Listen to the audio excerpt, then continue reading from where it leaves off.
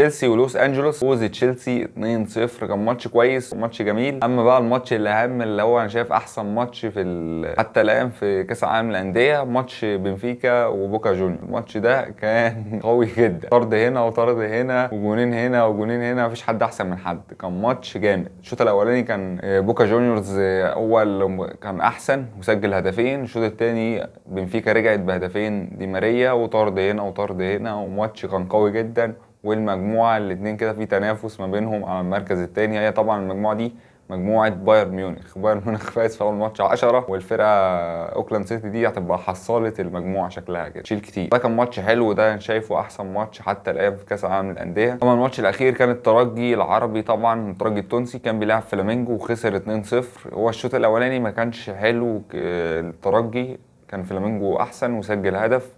الشوط الثاني الترجي ابتدى يتحسن، بس عند فلامينجو عندها لعيب اللي هو جورجينيو لاعب جامد بصراحة. يعني كان فارق مع فلامينجو جامد، وفلامينجو سجلت هدف التاني في الشوط التاني وانتهى الماتش 2-0. والترجي كده خسر أول ماتش، بس إن شاء الله يعوض في الماتشات الجاية. الأهلي واستعداد بالميراس، أنا من وجهة نظري الأهلي يلعب بتشكيل، يعني هيلعب بالتشكيل بنفس التشكيل، بس غيرت شوية تعديلات في الملعب.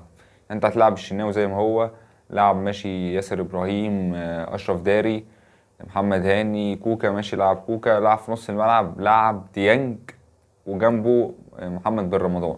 دي من وجهة نظري يعني، بس هو اعتقد مش هيعمل كده. لعب تريزيجيه ناحية الشمال، لعب ناحية اليمين اشرف بن شرقي وسام. ممكن تلعب بجانو جريتشار ان هو يعني الماتش ده هيبقى بدني فيه قوي. هو جريتشار هو واحد اجنبي عنده 22 سنة، فالصحة لسه. انا شايف اللي هو يبتدي الماتش احسن. وهتلعب طبعا مين صانع؟ تلعب صانع الالعاب، ممكن تحط زيزو، بلاش تلعب باتنين رقم 6، مروان حمدي وحمدي فتحي، مروان عطيه وحمدي فتحي. فانت لو لعبت بالاثنين دول، انت نص الملعب هجوميا انت مش هتعرف تطلع اصلا. هي مشكله الاهلي ان هو مش عارف اصلا يطلع بالهجم. انت كنت هتلعب على الوينجين، مين اللي هيوصل؟ انا شايف اشرف بن شرقي لازم يبتدي ناحيه اليمين، ان ناحيه اليمين احنا ما عندناش واحد اشول في الاهلي اصلا. فده التشكيل ده من وجهه نظري، فبالتوفيق للاهلي وان شاء الله نعمل نتيجه ايجابيه ونكسب بالميراس ان شاء الله. بس الماتش مش هيبقى سهل، لان هو ماتش بالميراس. احنا شفنا بالميراس وبورتو، الفرقتين بدنيا اغبياء وعندهم مهارات برضه، هجماتهم خطيره، الجات بتاعتهم واللعيبه مهاريه. وبالميراس البرازيليه لعيبه عندها لعيبه مهاريه. لعيب رقم 41 ده لعيب خطأ شاب بس جامد. ان شاء الله التوفيق للاهلي والفرقه العربيه، ونشوفكم في ماتشات جديده.